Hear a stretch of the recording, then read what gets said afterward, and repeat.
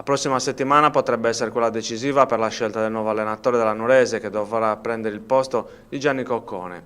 Una decisione non facile quella che attende la società verde-azzurra che dovrà trovare un tecnico in grado di costruire una squadra che si presenti ai nastri di partenza del campionato di eccellenza con l'obiettivo di primeggiare. La panchina della Nuorese è una delle più ambite, non solo per il blasone della società, ma anche perché nel panorama calcistico regionale, segnato da una crisi profonda di liquidità, la Nuorese è una delle poche squadre ad avere programmi ambiziosi. La società vuole costruire un gruppo vincente che ricalchi quanto fatto in promozione, un campionato vinto a suon di record. Tra i nomi più accreditati per guidare la Nuorese c'è quello di Virgilio Perra. Per il tecnico cagliaritano si tratterebbe di un ritorno a quasi 10 anni dalla sua prima esperienza in città. Quella fu una stagione da record, culminata con il ritorno in Serie D, dopo anni di purgatorio e una discesa agli inferi della prima categoria.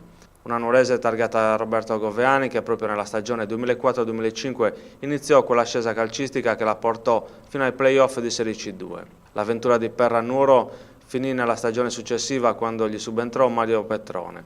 Da allora le strade della Nuorese di Perra sono divise, anche se il tecnico ha lasciato un ottimo ricordo nei tifosi e nell'ambiente verde-azzurro.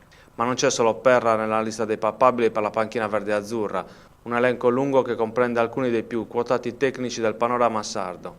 Molti sono ex verde-azzurri come Bernardo Mereu, Antonio Prastaro, Paolo Busanca, Marco Sanna e Tommaso Tatti.